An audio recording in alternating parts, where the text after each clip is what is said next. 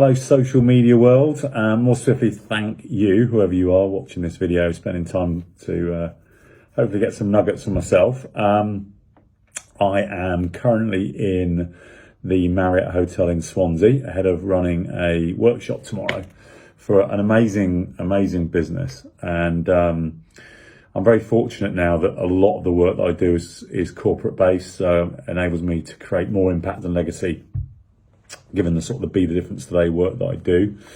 And I thought I'd just share a little bit about what I'm going to do tomorrow, but also how do I prep the day before, because I think a lot of speakers don't necessarily always explain that piece, and also how it's evolved over the years as well. So tomorrow morning I'm going to do my Be the Difference Today speech. If you haven't seen it, you can find it on various internet bits. My LinkedIn profile is the easiest place to find it. Which basically is the story of the Pink Princess, Leonor Coutinho, and really how she taught us about love, appreciation and gratitude, and how if you take that into your life, and I've got various examples of where that's created an amazing impact on the world because of her legacy.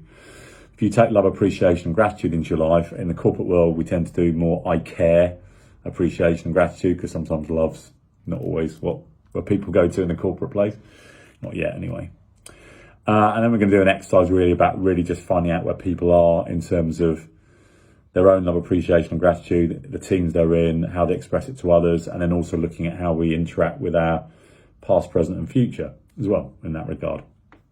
And then in the afternoon, we're going to look at teamwork. So, when you bring this together as a we, what I'm going to particularly look at tomorrow afternoon is a piece of work called The 5 Dysfunctions of a Team by Patrick Lencioni. So we're going to go through the 5 ways that teams can fall apart and look at what we can do about it. So just so you know, those 5 ways are kind of absence of trust, so people don't feel they can show up for who they are. Artificial harmony, so people pretend to get on or agree when they really don't. Lack of commitment, so they're not really on the bus, they're not bought into something, they're just pretending they are. What comes hand in hand with that is lack of accountability. I don't want to be measured if I'm not trying hard, basically, or I'm not all in. And then the 5th one is kind of inattention to team results, or letting ego come first. So basically when things start to fall apart, people often just start to look after themselves, basically. So we're going to do the Big Difference Day stuff in the morning, do that Lencioni stuff in the afternoon. We're going to score their teams, look at what we want to do about it. My model for transforming something, because once you have an awareness of where you're at, then you've got a choice, do I want to change things or not?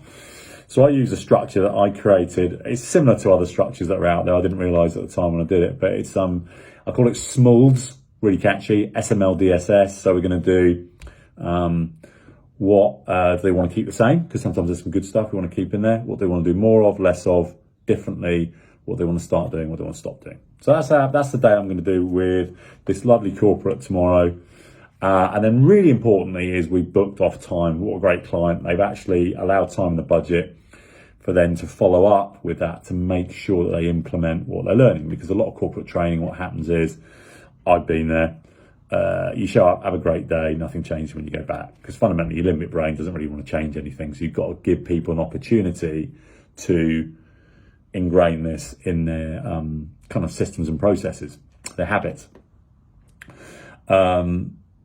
And for me, that's really important. So tomorrow I've really got to make sure the content is not necessarily the thing. The thing is to make it digestible, meaningful and implementable. And I'll make damn sure that it is, because I'm not in the business of showing up and just not creating lasting impact.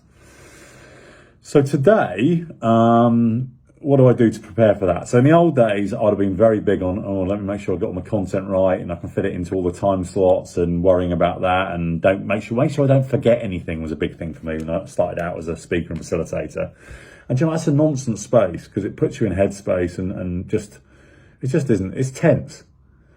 What I am doing is I just remind myself of the key bullet points of my speech, because for me, factual accuracy is important. So I'm just making sure, we raised some really big numbers in terms of fundraising in Tony Robbins' environment.